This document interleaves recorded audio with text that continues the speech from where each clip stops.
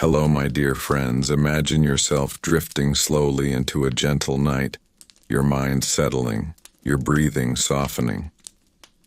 Tonight we will take a quiet journey through a world wrapped in candlelight, warm desert winds, and the whisper of ancient stories.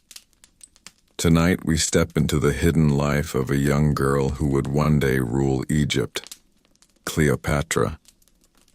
But not the queen you know, not the ruler with armies, or the woman of legends. Tonight we visit her before all of that, before the throne, before the power, before the world knew her name. We visit the quiet, secret life of Cleopatra as a child growing inside the vast stone walls of the royal palace of Alexandria. Let your mind soften and imagine you are standing at the edge of the great Mediterranean Sea. The waves move slowly, like someone breathing in and out in their sleep. The air tastes like salt and warm sun.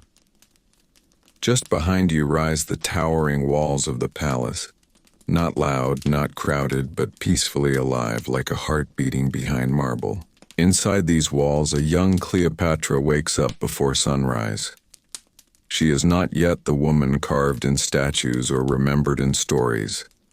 She is just a quiet, observant girl with curious eyes.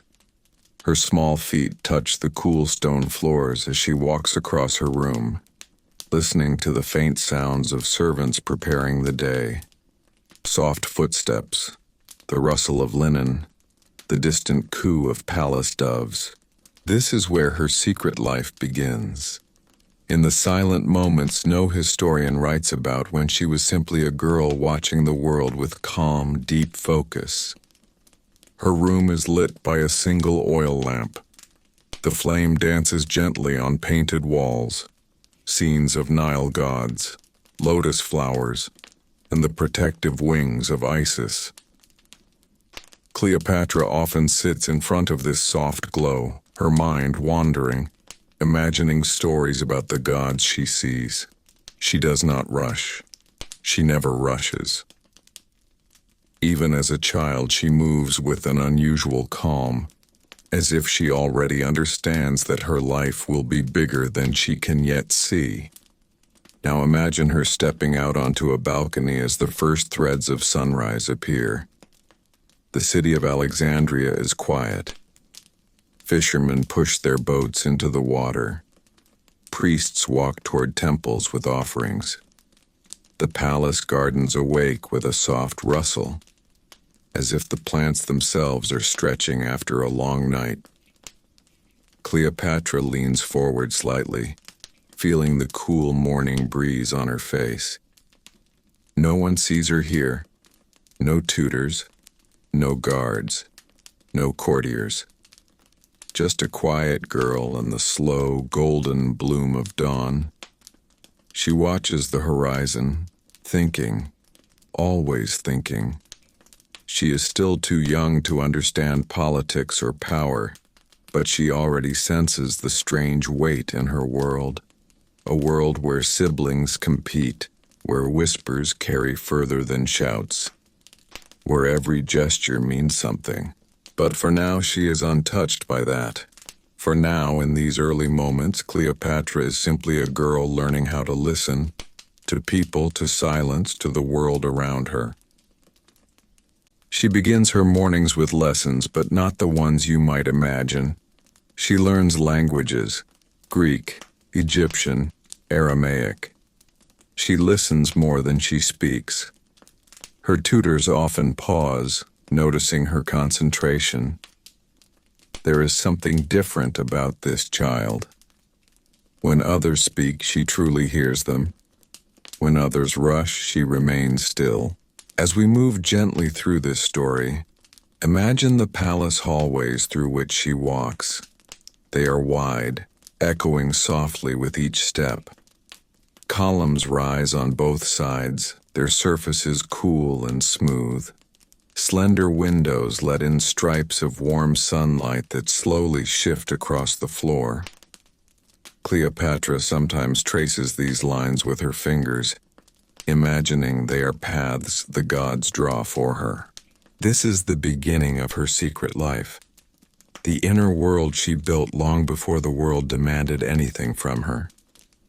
As the night grows quiet around you, let us move to another part of Cleopatra's early life, to the hours where her mind begins to shape itself, gently, slowly, like a river forming its path in the sand.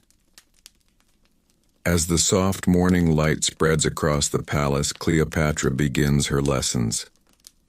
But these are not loud lessons, not rushed, not pressured. Everything moves slowly, patiently, like the gentle flow of the Nile. Imagine her sitting on a smooth wooden bench, a thin scroll open in her lap. Her tutor, an older scholar with a calm voice, reads a passage aloud. Cleopatra's eyes follow the symbols carefully, absorbing each meaning. She does not blink much when she focuses. Instead, she breathes slowly, letting the sounds and shapes settle into her mind. Most royal children memorize, but Cleopatra understands. Even at this young age, her mind is like clear water, deep, still, and quietly aware of things others miss. The palace school is not crowded. It is a quiet room with tall shelves full of scrolls, small oil lamps flickering gently, and the faint smell of papyrus. When Cleopatra walks inside, she often stops for a moment, as if greeting an old friend. Knowledge feels like home to her. Soft, comforting, peaceful. Her tutors teach her languages first. Greek, Egyptian, Hebrew, Latin. Words swirl slowly around her like drifting feathers. She listens, she repeats, she absorbs. And soon she begins to speak with a clarity that surprises even the scholars. Imagine her small voice, soft but steady, pronouncing ancient words as if they were melodies. She is not loud, but she is precise. Every sound placed gently, like setting a stone in a temple. Between lessons, Cleopatra often wanders the quiet gardens of the palace. These gardens are vast, filled with fragrant herbs, tall date palms, and pools of still water where lotus flowers bloom. The air is warm, the sunlight soft, and the shadows play slowly across the sand-colored paths. Cleopatra walks with her hands behind her back, the way her tutor does. She listens to every sound, the flutter of a bird, the rustle of leaves, the distant hum of Alexandria waking up. These moments shape her more than any lesson. She learns patience from the garden. She learns silence. She learns how to observe without disturbing. Sometimes she stops near a small fountain, watching the water rise and fall in a gentle rhythm. She closes her eyes and breathes with it, up and down, like a calm heartbeat. These are the moments when she begins to understand the world, not through power, not through force, but through quiet awareness. As the day grows warmer, Cleopatra enters the temple library. It is one of her favorite places. Tall columns rise like tree trunks, holding a ceiling painted with stars. Sunlight filters in through narrow openings, creating soft beams that dance with dust. In these quiet spaces, she feels safe, hidden, unseen by the world outside. She reads stories of ancient queens, wise kings, and the gods who watch over them. But she does not imagine herself as a queen yet. She simply wonders how these people lived, what they felt, how they carried the weight of leadership. Her mind drifts slowly, peacefully, like a boat on calm water. When her lessons finish, she returns to her room, where a small pet cat curls on her bed. Cleopatra strokes its fur gently, feeling the soft vibration of its purr. She often whispers her thoughts to the cat, not secrets, but quiet observations about her day. She enjoys speaking in a low, soothing voice as if she is practicing the tone she will use one day as a leader. Outside the palace grows louder as afternoon approaches, but Cleopatra's world remains calm. She stays close to windows and balconies, choosing places where she can watch without stepping into the noise. She sees servants hurrying past, guards standing in the sun, and ships docking at the harbor far away. She wonders what life is like outside these walls, in the busy markets, in the quiet villages along the Nile, in the distant desert she has only read about. Her curiosity grows slowly, like the unfolding petals of a lotus. And as the sun begins to lower and shadows stretch across the marble floors, Cleopatra's mind feels full. Not with stress, but with a gentle sense of understanding. She has learned more today, she has seen more, she has listened more. As the night begins to settle softly around the palace, let us move to another part of her early life, to the family she lived among, and the quiet relationships that shaped her destiny long before she ever touched a crown. Even though Cleopatra lived inside the great palace of Alexandria, her family life was not loud or warm. It was a place of whispers, not laughter, a place of careful steps, not playful running. And because of this, Cleopatra learned early how to move softly, how to listen more than she spoke, and how to read the emotions hidden behind silent faces. Imagine the grand palace hall, tall marble pillars, walls painted with golden symbols, and floors polished until they reflected the lamps like small moons. The space was beautiful, almost perfect, yet strangely quiet, as if everyone inside was always waiting for something to happen, or for someone to speak first. Cleopatra's father, Ptolemy the Fiend, was often deep in thought. His crown sparkled, but his shoulders carried invisible weight. Money troubles, political pressure, the tension between Rome and Egypt, all these worries softened his voice and slowed his movements. He was gentle with Cleopatra, but distant, like someone trying to protect her from a world she could not yet understand. She would watch him from afar, not wanting to disturb him. And yet she felt a strange closeness to him, because she could sense his emotions quietly. She learned that real power was often silent. It whispered instead of shouted. Her mother's presence was softer, like a warm shade on a sunny day. Cleopatra remembers her as a graceful figure moving through the palace corridors, her steps light, her words calm. She taught Cleopatra how to hold her head high, how to walk with a serene confidence, and how a queen must speak gently even when the world around her shakes. But her mother was not always there.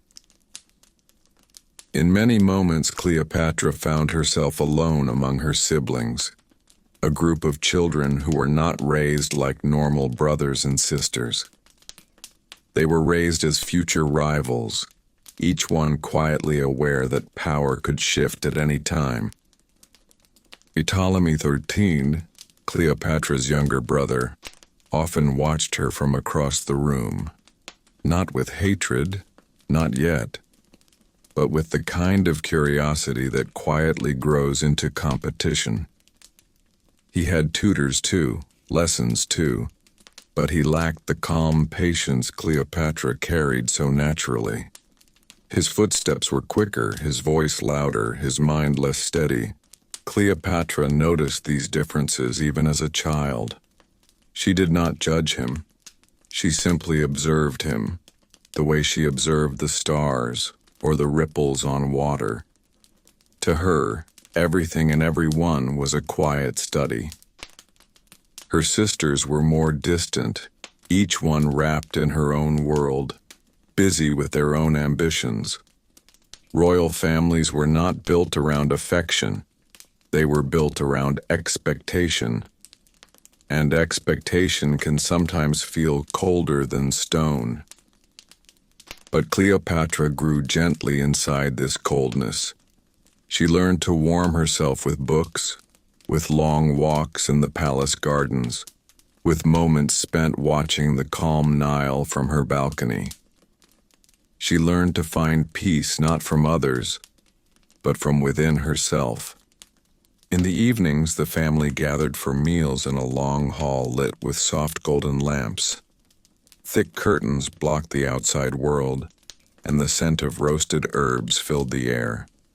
The servants moved quietly, placing food with careful hands. Yet even in this shared space, silence had a firm place at the table. Voices were calm. Movements were small. Every gesture felt measured. Cleopatra often looked at each face, her father, her siblings, the advisors standing at the edges of the room. She listened to the tones of their conversations, not just the words. She watched emotions move like shadows across their faces. This taught her something no tutor could teach, how to understand people without them having to speak. After dinner, when the palace corridors became empty and the torches flickered softly, Cleopatra liked to sit near a balcony overlooking the city. She listened to the distant rhythm of Alexandria, the faint sounds of markets closing, ships anchoring, nightlife beginning. It was peaceful, almost like a lullaby wrapped in warm air. And there, in those quiet balcony moments, she wondered about her future. Not with fear, not with restlessness, but with a gentle curiosity, as if life was slowly unfolding before her like a soft papyrus scroll. As the night deepens and the palace grows still, let us move to the next chapter of her life. The quiet skills she developed, the inner strength she shaped silently, long before she ever ruled a kingdom. Cleopatra's childhood may have looked silent from the outside, but inside her mind a whole world was opening quietly. The palace tutors believed knowledge should arrive gently, like morning light entering a shaded room. And Cleopatra absorbed each lesson with a calm curiosity that surprised everyone around her. Imagine her now, sitting in a sunlit study room deep inside the palace. The walls are lined with shelves full of scrolls, each one carrying pieces of wisdom from Greek scholars, Egyptian priests, astronomers, poets, and doctors. The room smells lightly of old papyrus and warm resin, and the sound of the Nile, far away but steady, feels like a background heartbeat guiding her learning. Her tutor, a patient old scholar with soft eyes, unrolls a scroll and reads slowly, letting each line breathe in the quiet air. Cleopatra does not rush him. She listens carefully. She writes gently. She lets the words settle into her mind, like grains of sand forming patterns on the shore. This was not ordinary learning. This was the making of a future queen, but no one realized it yet, not even Cleopatra herself. She learned languages with a natural grace that astonished her teachers. Most members of her family spoke Greek only, but Cleopatra wanted more. She wanted to understand the voice of every person she might one day meet.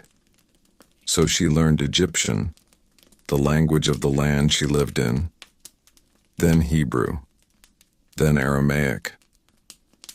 Some say she learned up to 9 languages, each one spoken softly, with a calm rhythm and clear pronunciation that made listeners feel comfortable in her presence. When she spoke Egyptian, even temple priests raised their brows in quiet respect. It was rare for any ruler from her family to speak the native language of the people, and Cleopatra's choice to learn it came from a pure, gentle desire to connect rather than command. Her days were filled with slow, beautiful lessons. She studied mathematics, tracing clean lines on a wax tablet. She learned astronomy by watching the stars from the palace rooftop, her hair moving softly in the night breeze as she listened to the tutor's gentle explanations. She read poetry, letting the verses float through her thoughts like soft melodies. But her favorite lessons were the ones that blended knowledge with imagination, philosophy, geography, and the stories of old Egyptian gods. She loved how each tale carried meaning hidden beneath its surface. Some stories warned of pride, others taught patience. Some described the balance between darkness and light. These stories shaped her quietly, like the slow growth of a tree whose roots reach deep before anyone sees its branches. On some afternoons, Cleopatra walked with her tutor through the palace gardens. The paths curved gently through lush trees, calm ponds and stone statues weathered by time. As they walked, they talked about distant lands, the movement of rivers, the reasons behind human choices, and the delicate art of leadership. She listened more than she spoke, her eyes always soft, her mind always steady. What made Cleopatra different was not that she learned quickly. It was that she learned beautifully. She tasted ideas the way a poet tastes words, slowly, thoughtfully, with a full heart. And without realizing it, she was building the inner tools she would one day need: patience, emotional intelligence, deep observation, and the ability to understand people not through force but through connection. In the evenings, when her lessons were done, Cleopatra often carried a scroll to her favorite quiet corner of the palace, a small shaded terrace where the wind moved gently through vines. She would sit there, reading by the soft glow of an oil lamp, her posture relaxed, her breathing slow, her world wrapped in calmness. Sometimes she paused between lines, letting the wisdom wash over her like warm water. Other times she looked up at the pale sky changing colors as the sun set behind Alexandria's tall buildings. In those peaceful moments, she was simply a young girl with a gentle heart, unaware that history would one day remember her name for centuries. Her education was not loud. It was not filled with strict rules or harsh drills. It was quiet, graceful, almost like a lullaby of learning that continued day after day. And as the soft nights of Alexandria deepened around her, Cleopatra began to develop another set of skills, ones no tutor could teach, skills she shaped on her own, through careful observation of the palace and the people within it. As the night grows calm around us, let us move to those subtle abilities, the instincts she sharpened quietly, long before she wore a crown. While her formal lessons shaped her mind, it was Cleopatra's quiet habit of watching the world around her that shaped her intuition. She learned early that life inside the palace was not simple. Every corridor whispered secrets. Every smile held two meanings. Every conversation carried both a surface and a shadow beneath it. But Cleopatra never reacted quickly. Imagine her walking slowly through the long marble hallways of the royal residence. The polished floors reflect the golden light from oil lamps. Servants move quietly, their steps soft against the stone. Courtiers speak in low voices, careful with their words, cautious with their gestures. And in this world of small details, Cleopatra's young eyes missed nothing. She noticed how someone's tone softened when they were hiding something. She noticed how another person avoided eye contact when nervous. She noticed how a single whisper between two officials could change the mood of an entire room. These small observations became her secret lessons. Lessons no tutor ever planned. When she sat in the grand dining hall with her family, she did not only listen to the conversations, she observed the silences between them. Her brothers argued loudly and often. Her sisters held their anger behind polite smiles. Advisors flattered the king with sweet words while glancing at each other with hidden meaning. Cleopatra watched it all like a calm river reflecting the world around it, still on the surface, but full of awareness underneath. She learned that power did not always lie in loud voices or bold actions. Sometimes power lived in quietness, in the ability to read a room before stepping into it. On evenings when the palace seemed peaceful from the outside, Cleopatra would wander into the inner courtyard. The moonlight would fall softly on the stone paths, and the sound of night insects blended gently with the distant hum of the city. Here, she practiced patience.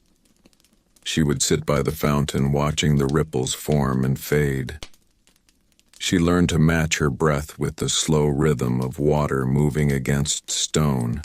This was not meditation in the modern sense, but it was a soft, ancient stillness that strengthened her calm mind. Over time, Cleopatra understood something that her siblings never did. The palace was a place of strategy, not just luxury. Every gesture mattered. Every relationship required balance. Every promise had a weight behind it. And she learned to step carefully, always aware, always thinking ahead, always interpreting the world with a gentle but sharp clarity. She also discovered that understanding people required kindness. She spoke to servants with respect. She listened to old palace workers who shared stories of past rulers. She asked questions that no other royal child bothered to ask. And in return, people trusted her in quiet ways. They told her things without fear, things hidden from the louder members of her family. Cleopatra learned to hold these pieces of information not like weapons but like guidance. They helped her navigate palace life with grace. One of her favorite habits was to watch from the balcony overlooking the harbor. The sea breeze moved softly through her hair as she looked at ships arriving from distant lands. She wondered what stories the sailors carried, what trade the merchants brought, what news drifted in from other kingdoms. Even from far away, she was studying the world she might lead one day.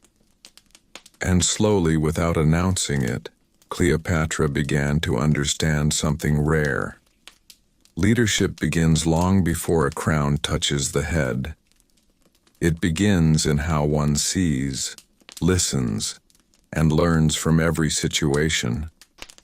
It grows in silence, not noise. As she grew older, her awareness deepened. She could sense tension before anyone spoke it aloud. She could feel alliance or rivalry in the smallest gestures. She recognized loyalty in quiet actions, not grand speeches. She understood fear, ambition, jealousy, hope, all from observing tiny details others ignored. This gift would soon become one of her greatest strengths.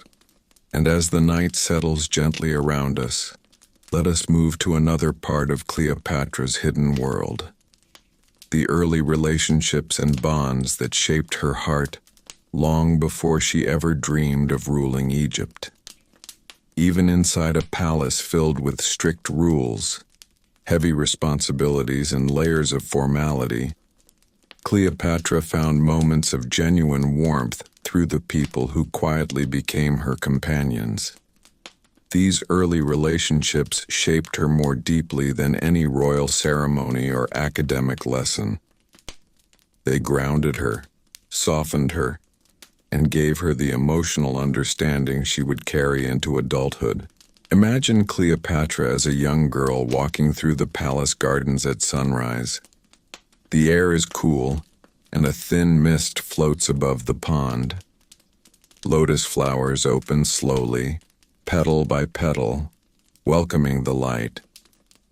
And beside her, often laughing softly or listening carefully, were the girls who grew up with her, daughters of noble families, close attendants, and young companions chosen to keep her company. These were not political allies. These were the people she trusted without fear. They shared secrets whispered beneath fig trees. They braided each other's hair with strands of waxed perfume beads. They told stories of their dreams, their worries, and the futures they imagined. Cleopatra, always observant, never treated them as servants or tools of the palace structure. She treated them as companions, people with thoughts, with feelings, with lives beyond the palace walls. She listened when they talked about their families. She comforted them when they were afraid. She shared her own hopes quietly, knowing these were the only people who saw her not as a princess, but simply as a girl growing up. Her bond with the older women in the palace was equally special. There was an elderly nurse who had cared for many royal children before Cleopatra. Her hands were wrinkled, her voice slow and soothing, like a lullaby that never aged.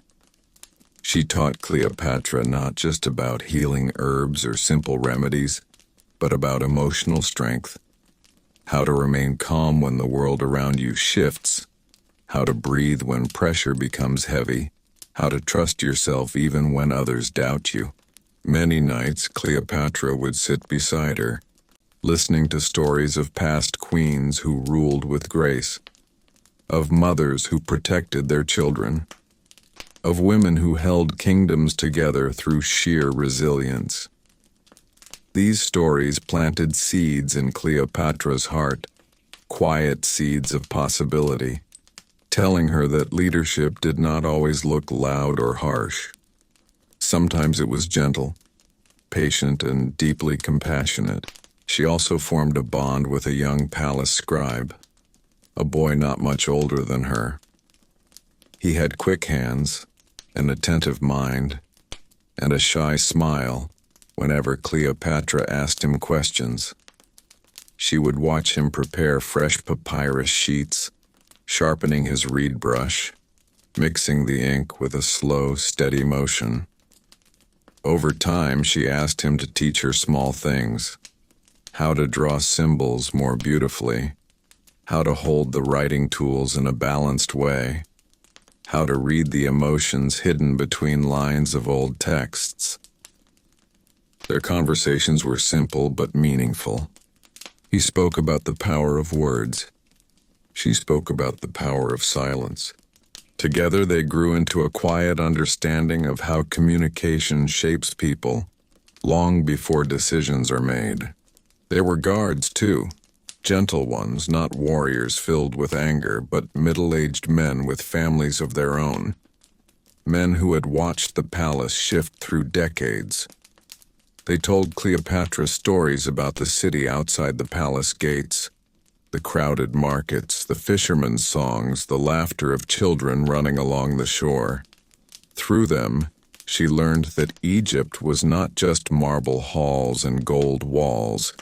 It was a living, breathing land filled with ordinary people whose lives mattered just as much as her own. And then there were the animals. In a palace as vast as Alexandria's, cats roamed freely, considered sacred protectors of the home. Cleopatra adored them. One soft gray cat with green eyes often curled up beside her while she studied. She believed the cat sensed her emotions, comforting her when she felt overwhelmed. Animals offered a companionship free of judgment, something priceless in a world where every human action was observed. All these relationships, human and gentle creatures alike, taught Cleopatra a meaningful truth. Power means nothing without empathy. Leadership means nothing without understanding. And a queen who does not feel cannot guide her people. These early bonds shaped her heart, teaching her how to care, how to listen, how to remain soft even in a world that demanded strength. They laid the foundation for the ruler she would one day become. A ruler beloved not for her throne, but for her humanity.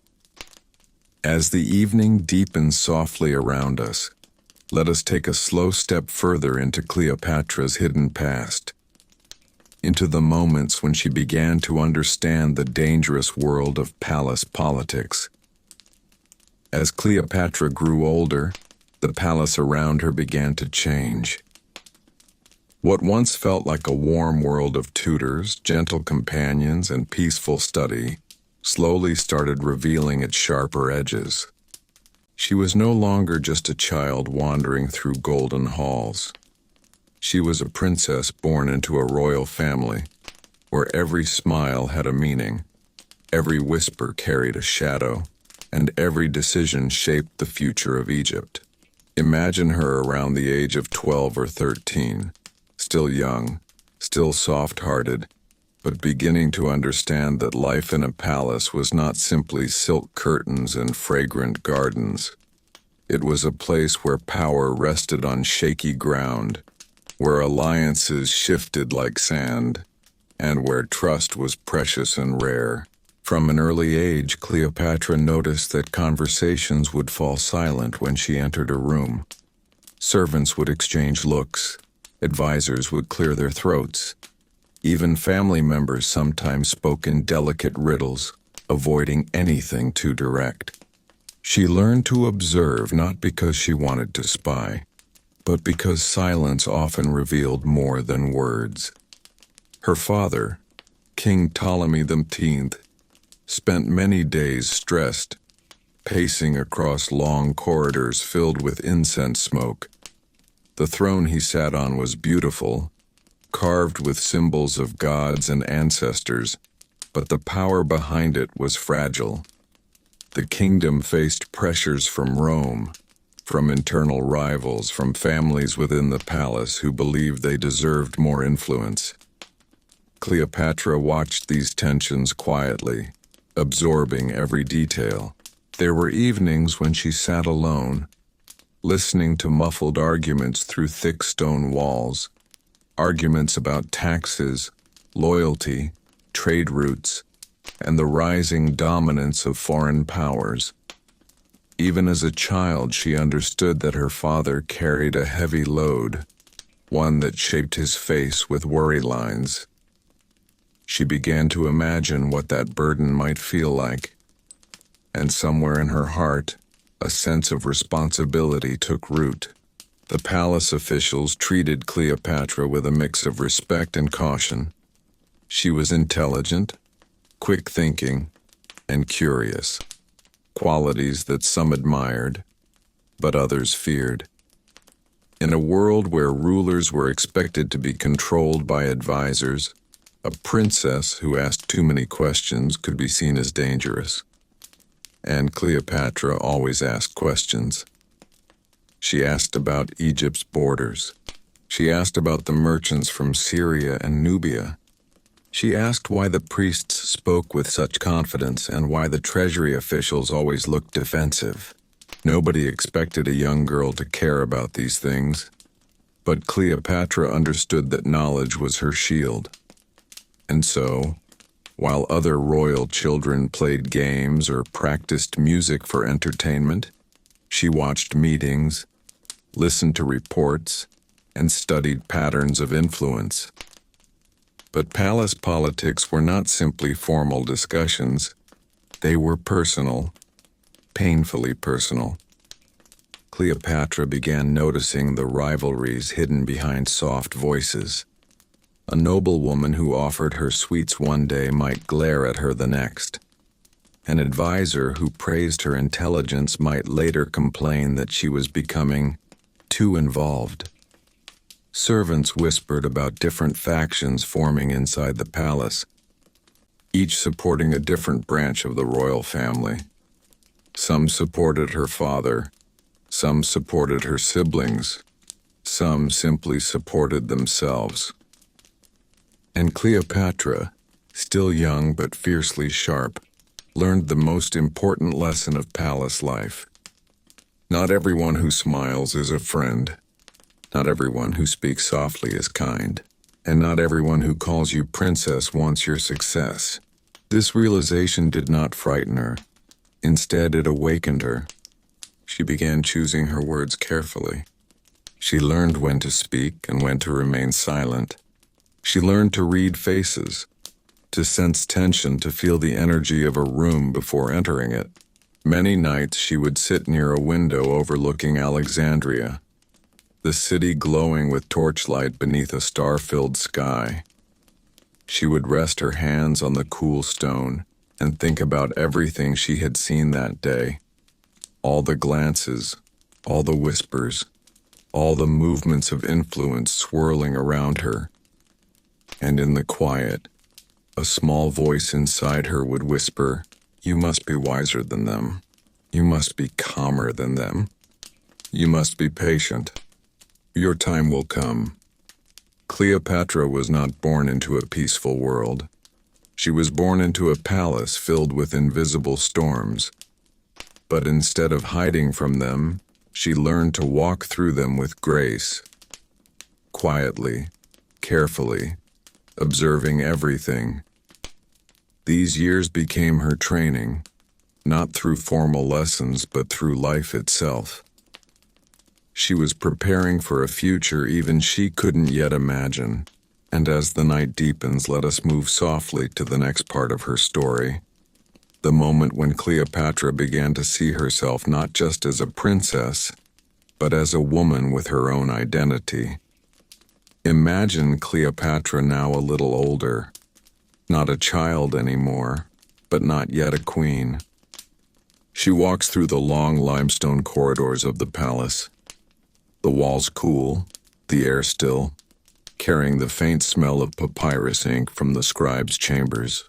This is the time in her life when she begins to understand what power truly means.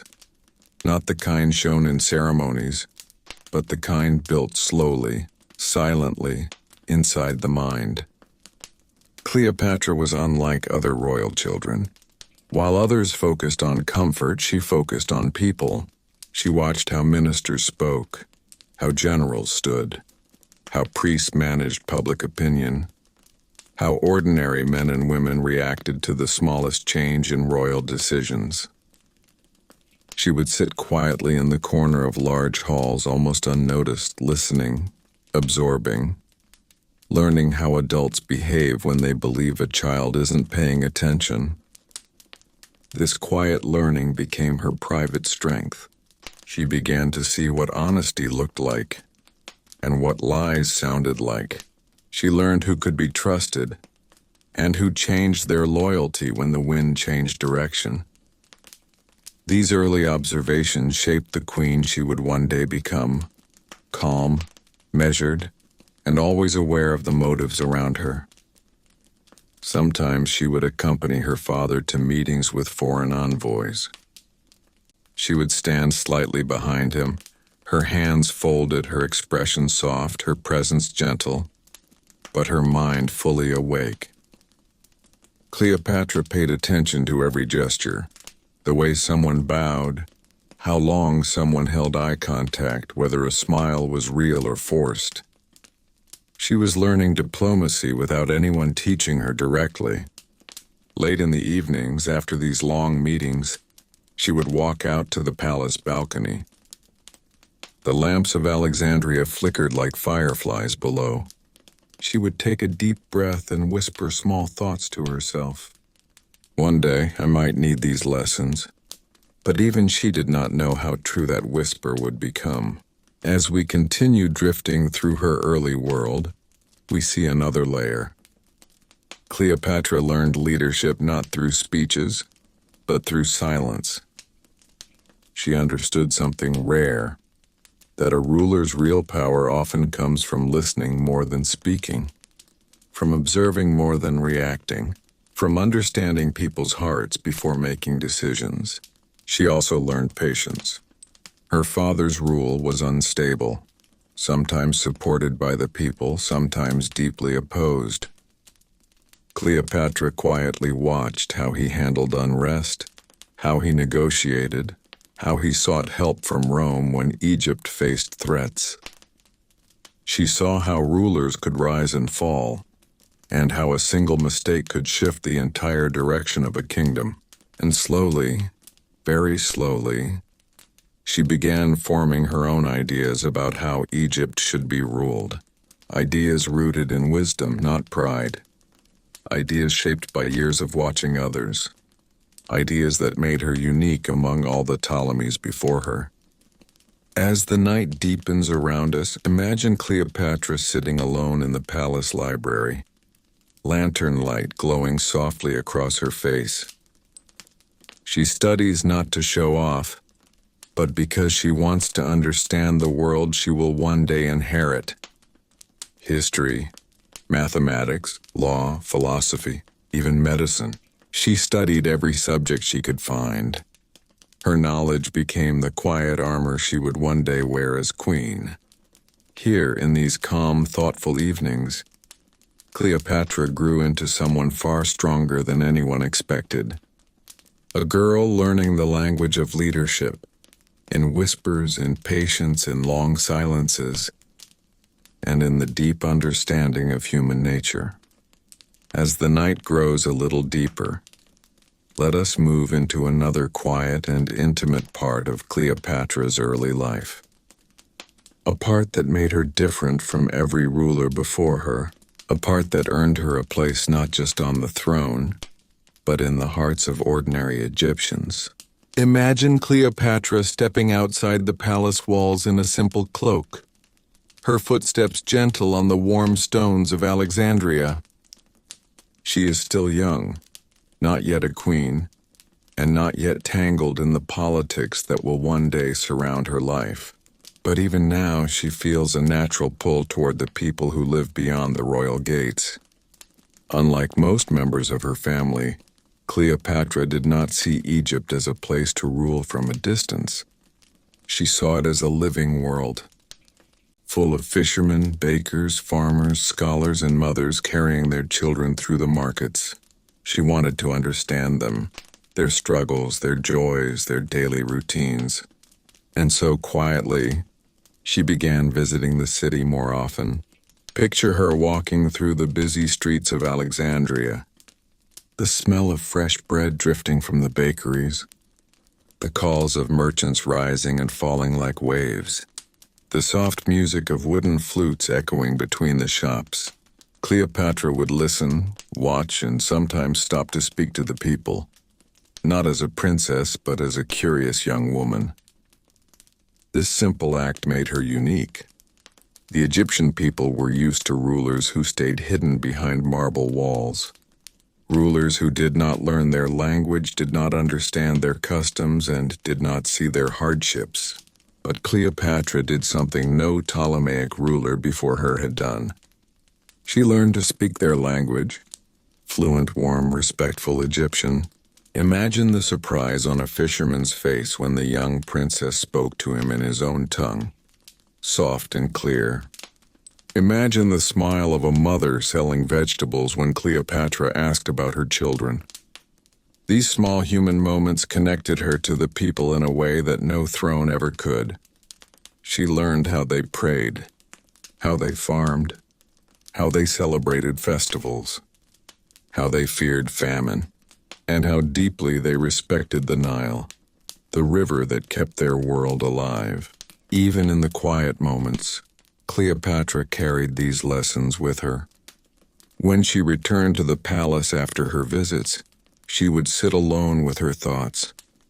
She realized that leadership was not just about ruling. It was about understanding the souls of the people who placed their trust in you. As days passed, she became known quietly among the city folk. Some whispered that the young princess had a kind heart. Some said she had the wisdom of someone far older. Some simply felt comfort in the way she listened. And all of this happened long before she became queen, long before her name became known across the world, long before the wars, the alliances, and the heavy responsibilities of the crown. In these gentle early years, Cleopatra developed something rare, a bond with her people, a bond built not through power, but through presence, through language, through listening, through understanding.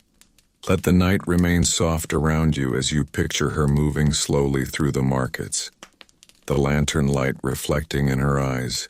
This quiet chapter of her life shaped the queen she would one day become. A queen who cared, who understood, and who walked among her people with a gentle heart. As the night becomes even more peaceful, let us step deeper into Cleopatra's quiet journey toward becoming a ruler. She is still young, still years away from wearing the crown, yet her education is shaping her in silent, powerful ways.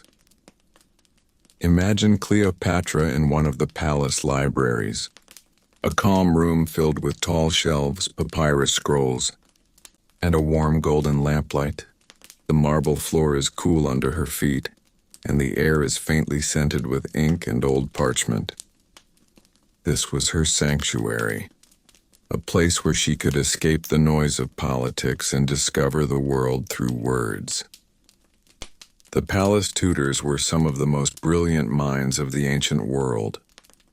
They taught her philosophy, mathematics, poetry, science, astronomy, and the history of the lands that stretched from Greece to the deep deserts of Nubia. But Cleopatra was not like the other royal children. She did not study to pass time. She studied because she was curious, because learning brought her a quiet joy, because knowledge made her feel grounded in a world full of shifting alliances and silent rivalries. Imagine her reading slowly, almost meditatively, as the flame of the oil lamp flickers gently beside her. She traces her finger along the smooth surface of the papyrus, absorbing every symbol, every idea, every story. Sometimes she pauses, breathing in the calmness of the room, letting the knowledge settle in her mind. But Cleopatra's true lessons did not come only from books. They came from watching the palace itself, its movements, its politics, its whispers. She observed how advisors spoke to her father. She listened to how generals presented news of battles, how priests discussed omens, how diplomats from far kingdoms bargained with soft, polite words hiding sharp intentions. She watched her father, Ptolemy the Thean, running the kingdom through uneasy times. He was not a strong ruler, and the kingdom often trembled under the pressure of foreign influence and internal rebellion. But even through his mistakes, Cleopatra learned. Quietly, patiently, thoughtfully, she saw what fear did to a ruler. She saw what greed did to advisors. She saw how lies could travel through the palace like a soft wind, and how truths were often spoken only behind closed doors. These observations became her private lessons, lessons that no tutor could have taught. Sometimes, she would stand on the balcony overlooking the city, the cool night air brushing against her face. The sounds of Alexandria, its ships, its temples, its quiet night markets, reached her softly. Here, under the stars, she would reflect on everything she had learned. She began to understand something very few rulers ever realized at a young age: that leadership required both strength and softness, both intelligence and intuition, both strategy and empathy. And so, night after night, she shaped herself in silence, not through dramatic declarations, not through conquest or power plays, but through gentle observation, curious learning, and a deep desire to one day rule with wisdom, not fear. This part of her life was quiet but foundational. These were the hidden pieces of her early journey that prepared her for the storms that would one day come, for the alliances she would forge, for the enemies she would face, for the kingdom she would try to protect. As we move further into Cleopatra's early life, let us step away from the lessons, the tutors, and the palace politics, and enter a quieter, more personal world, the world inside her heart. Because Cleopatra, before she was a queen, before she was a symbol of power, before her name became legend, was simply a young girl living in a palace full of noise, expectations, and silent pressures. And like any young soul, she carried dreams, doubts, hopes, and fears she rarely spoke aloud. Imagine Cleopatra alone in her private chamber. The walls are covered in soft tapestries. The floor is smooth white stone. A single oil lamp glows in the corner, filling the room with a warm, gentle light. The rest of the palace is quiet. The servants are sleeping. Even the night guard downstairs moves without sound. This is Cleopatra's private hour, the only time she could truly feel free. Here, she often allowed her mind to wander. Sometimes she lay back on the cushioned bed, staring at the ceiling painted with stars, thinking about what her future might look like. Would she ever rule Egypt? Would she be strong enough? Would she be wise enough? These thoughts did not scare her, but they did make her heart beat just a little faster. She knew the palace expected a lot from her. She knew her family's bloodline came with responsibilities. Yet deep inside, she still felt like a young girl trying to understand her place in the world. Imagine her sitting near the window, the night breeze brushing against her skin. She watches the moonlight fall over the palace gardens. She hears the soft rustle of palm leaves. She sees the silent movement of the Nile far in the distance. In these quiet moments, she often whispered her fears into the darkness, hoping the night would carry them away. She worried about her siblings, who were rivals as much as family. She wondered if the people of Egypt would ever accept her, a girl from a Greek dynasty ruling over an ancient African land. She wondered if she would be loved, or if she would always stand alone at the top. And yet, mixed with all these fears, were dreams that glowed gently inside her, dreams of becoming a ruler who would protect her kingdom, dreams of being remembered as wise, graceful, thoughtful, dreams of building a life where learning, culture, and peace could flourish. Cleopatra did not dream of war or conquest. Not then. Not in the quiet world of her childhood. Her early dreams were soft, like the glow of a candle. She wished to be a just ruler, a ruler who spoke the language of her people, who understood them, who loved them. Sometimes she would practice speaking Egyptian softly to herself, repeating simple phrases, smiling when she got the sounds right, correcting herself when she didn't. This was her way of connecting to her future, one gentle step at a time. And on many nights, she simply closed her eyes and listened to the silence, because even silence taught her something. It taught her patience. It taught her observation. It taught her to listen, really listen, to the world, to her heart, to the small truths that others often missed. These moments, hidden from history books, are what shaped her spirit. Not dramatic events, not loud victories, but the quiet nights where she met her own thoughts and slowly built herself into someone strong, calm, and deeply aware. As the night deepens around her and around you, let this peaceful reflection settle softly. As we move deeper into Cleopatra's hidden world, let us step into another quiet, tender part of her early life. The secret friendships she formed inside the palace. Not the official alliances, not the public relationships, but the soft human bonds that quietly shaped her heart long before she wore a crown. Because even a future queen, even a girl surrounded by servants, tutors, and guards, still longs for companionship, still looks for someone who understands her, still wishes for a pair of eyes that see her not as a princess, but as a simple young girl with hopes and uncertainties. In the vast palace filled with marble halls and guarded rooms, Cleopatra found comfort in a few gentle souls. Most were women from the palace staff, ladies-in-waiting, attendants, young handmaidens assigned to help her.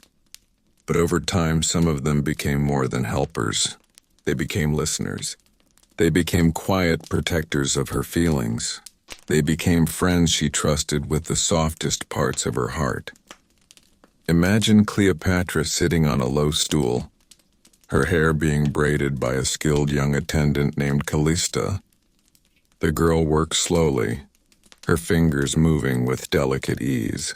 And during these moments, Cleopatra would speak softly, not about politics, not about lessons, but about her thoughts, her frustrations, her dreams. Callista never judged, never scolded. She simply listened. Sometimes she smiled warmly. Sometimes she nodded in understanding. And this gentle presence made Cleopatra feel less alone. There was another companion, a slightly older woman named Merit. Born in Egypt, raised near the Nile, someone who knew local stories, folk songs, and beliefs that Cleopatra had never heard. Merit would tell Cleopatra stories of ancient goddesses, of Isis, the mother spirit, of Bastet, the gentle protector, of Hathor, the goddess of beauty, music, and joy. And Cleopatra loved these stories because they made her feel connected to the land she one day hoped to rule. They taught her the way ordinary Egyptian women thought and felt, their dreams, their fears, their prayers. These friendships did not exist in loud conversations. They lived in quiet moments. During hair braiding, shared meals, walks in the gardens, or while watching the sun sink behind the palace walls. Moments where Cleopatra laughed softly, where her eyes sparkled not from duty but from comfort. These women offered her something she could never get from her tutors or royal advisors. They offered her simplicity, warmth, human companionship without expectation. But even within these gentle bonds, Cleopatra carried her own kind of caution. She knew palace walls had ears. She knew trust was precious and rare. So she protected her heart carefully. She shared only what felt safe. She kept her deepest secrets close, allowing only a few subtle truths to pass her lips. And yet, these friendships shaped her more than anyone realized. They taught her empathy. They taught her how to understand people's emotions, how to listen deeply, how to connect heart to heart rather than throne to throne. These skills later became the source of her charm, her diplomacy, her extraordinary ability to influence and inspire. Imagine Cleopatra sitting in the palace garden at twilight, Callista beside her, quietly humming an old melody, while Merit recites a soft legend about the Nile's blessings. The evening breeze moves gently through the papyrus plants. The fading light paints Cleopatra's face in gold. And in this moment, she is not a princess preparing for power. She is simply a girl surrounded by warmth, drawing strength from the people who stand quietly beside her. These small friendships, these soft connections, were the foundation of her emotional world. They nurtured her spirit, softened her loneliness, and gave her the grounding she would need for the difficult future she could not yet see. As the night grows still around her, and around you, let this gentle picture rest softly in your thoughts. As the warm Egyptian afternoon settles over the palace, Cleopatra sits alone on a shaded balcony, watching the Nile move with its slow, eternal rhythm. She is still young, not yet a ruler, not yet the name the world will whisper for thousands of years, but something inside her is beginning to awaken. The palace around her is quiet in this hour, when most court officials rest and the noise of daily business fades away. And in this soft silence, Cleopatra begins to sense something she has never felt before. The quiet pull of responsibility. It is small at first, like a gentle tide brushing against the shore, but it grows stronger day by day. Her father, King Ptolemy XIII, has been leaving the palace more often. Some days he travels to the temples trying to gain the priests' support. Other days he is in private meetings behind closed doors. Cleopatra notices everything: the hurried steps of the advisors, the tension in the voices of the guards, the way her tutors exchange worried glances when they think she is not looking. She sees that Egyptian politics is an ocean always shifting, always restless. And even though she is still a girl, she understands enough to know that her family's throne is never truly safe. One afternoon, when the palace halls are unusually still, her father calls her into his private chamber. His face looks tired, as if the weight of the entire kingdom has settled on his shoulders. He asks her to sit beside him, and in a voice softer than she has ever heard, he tells her something simple yet world-changing. Cleopatra, you must watch. You must listen. One day you might need to stand where I stand. The words sink into her slowly like dye spreading through water. She does not feel fear, only a quiet seriousness that fills her from within. She realizes that being a princess is not only about silks and jewels, not only about learning languages or practicing etiquette. It is about carrying a world on your shoulders even when you are not ready, even when you are young, even when you are still finding your own voice. From that day on, Cleopatra begins to attend small council meetings, sitting silently behind a curtain, unseen by the officials but fully present. She listens to debates about grain storage, temple disputes, taxes, and border tensions. The voices rise and fall, each opinion shaped by ambition, loyalty, or fear. Cleopatra does not speak, she only watches, but her mind absorbs every detail. She notices who hesitates before talking, who interrupts others, who flatters the king too quickly. She learns to read expressions the way one reads hieroglyphs, slowly uncovering meaning beneath the surface. And as she listens, something inside her grows stronger, a quiet, steady confidence. She does not dream of power in the loud, dramatic way others might. Instead, she feels something gentle but firm, like the grounding of feet on solid earth. She begins to understand that leadership is not shouting or commanding, but sensing the truth beneath people's words, guiding decisions calmly and knowing when silence is more powerful than speech. At night, when the palace is dark and the oil lamps flicker down the hallways, Cleopatra sits by her window overlooking the river.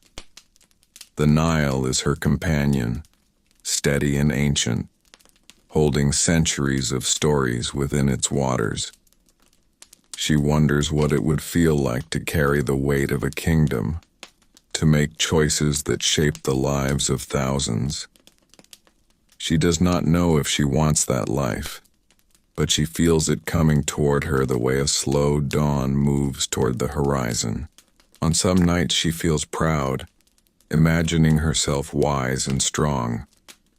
On others she feels a softness, a quiet vulnerability, an understanding that she is still just a young girl learning her place in a very large world. But even in these moments of uncertainty, Cleopatra never feels lost. She feels as though Egypt itself, with all its temples and sands and ancient secrets, is slowly wrapping itself around her, preparing her for a path she cannot yet see. As the night deepens and the palace falls quiet, she presses her hand against the cool stone of the window frame. The world outside is vast and mysterious, yet she feels connected to it, connected to the people of Egypt, connected to the future she knows will come even if she does not yet know when. And so, with the soft breathing of the palace drifting through the halls and the faint sound of water touching the Nile's banks, Cleopatra leans back and closes her eyes.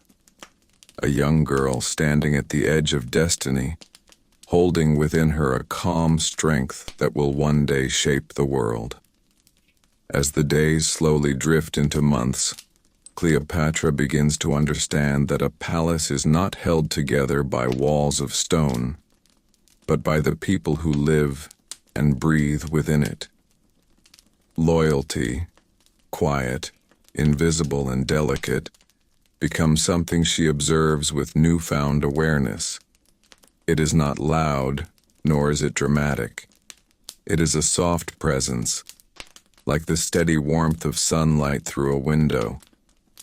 And in the silent world of her growing years, Cleopatra starts to notice the people who will shape her heart long before she shapes a kingdom. One of these figures is an older woman named Anipi, a palace attendant who has served the royal family for decades. She moves with a calm grace, her steps always slow and deliberate, as if she carries the temple stillness wherever she goes. Cleopatra loves being near her, because Anipe possesses a quiet wisdom that never feels heavy. She speaks softly, and only when needed, allowing silence to rest comfortably between her words. Many evenings, after lessons or council observations, Cleopatra finds herself sitting beside Anipe in the small courtyard garden hidden behind the palace kitchens. The warm scent of herbs fills the air, and the two of them sit together, sometimes speaking, sometimes simply sharing the moment. It is there that Cleopatra first begins to ask questions not about languages or laws, but about life. How do you know which people you can trust? She asked one evening, watching a soft breeze stir the leaves. Anipe smiles a faint, knowing smile, the kind that comes from years of watching kings rise and fall. Trust, my little lotus, she says gently, is not given. It is grown, slowly, like these plants around us. You water it with time and understanding, and you watch who stays standing in the storms. Cleopatra absorbs the words, letting them settle inside her like seeds. She begins to observe her siblings differently.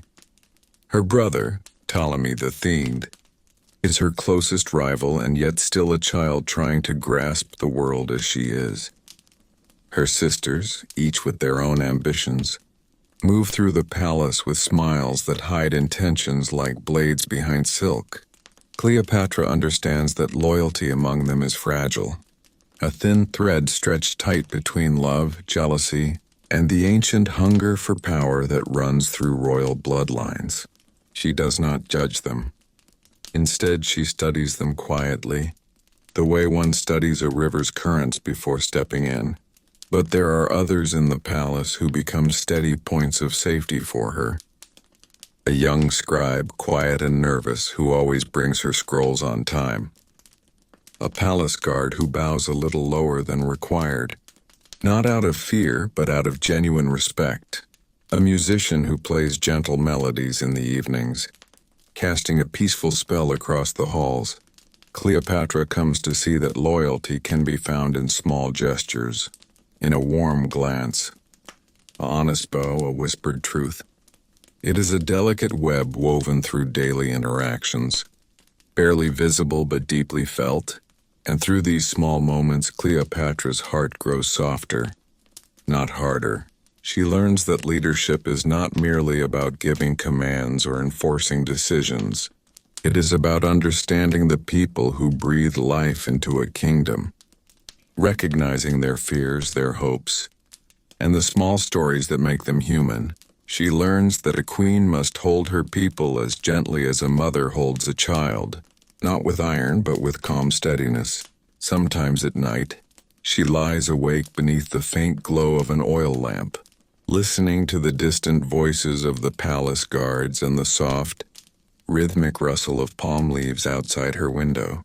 In those moments, she thinks about the loyalty she sees around her, the true loyalty, the meaningful kind, and she wonders what she must do to earn it when her time comes. She feels the weight of her future forming quietly, like a shadow growing longer in the setting sun. Yet she also feels comfort, not from her status as a princess, but from the gentle bonds forming around her, bonds made of kindness, patience, and a sense of belonging. Cleopatra begins to understand that before she becomes a queen, she must first learn to see people not as pieces in a game of power, but as hearts beating alongside her own. And so, with the palace resting in twilight and the world outside dimming into a peaceful hush, Cleopatra closes her eyes.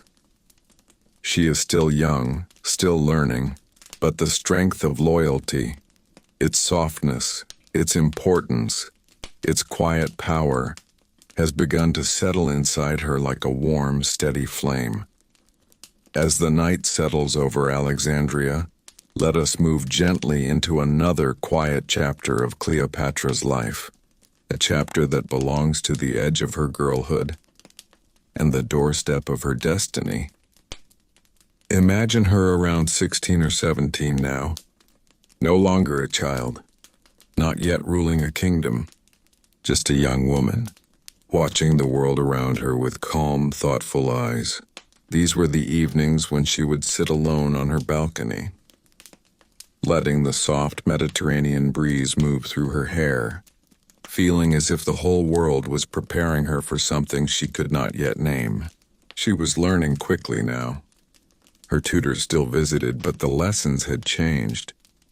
They were no longer simple readings or translations, but long conversations about power, about loyalty, about what it meant to guide an entire people.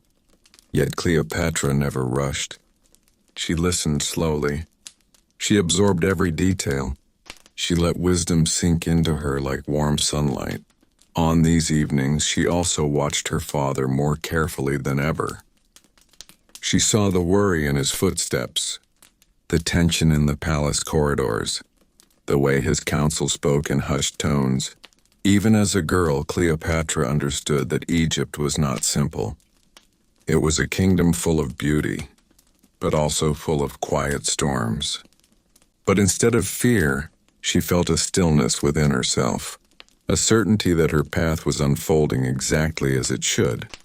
One soft evening, she took out one of her wax tablets and wrote words she rarely showed anyone. I must be calm. I must listen. I must be patient. The throne will come when Egypt needs me most. She erased the message moments later, but the meaning stayed inside her heart forever. Cleopatra's sisters were louder, more demanding, and her brother was treated like a child king in the making. But Cleopatra, she walked softly through the palace. She observed. She memorized. She prepared herself without telling anyone she was preparing. Sometimes she visited the palace library alone, taking a small oil lamp with her, walking through rows of ancient scrolls that smelled of papyrus and time. There, in that quiet, she found her real strength. Not in power, not in gold, not in royal titles, but in knowledge, in understanding people, in understanding history, in understanding the fragile balance that kept kingdoms alive. As the nights grew cooler and Alexandria's skies darkened earlier, Cleopatra began to realize something gentle but powerful. She was ready. She didn't know when the moment would arrive. She didn't know how Egypt would change. She didn't know who would stand with her or against her.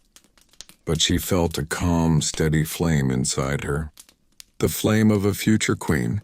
And so every evening before sleep, she would look at her reflection in a small polished bronze mirror and whisper softly to herself, "Be strong, be kind, Be wise. These whispered words were the last lessons she gave herself.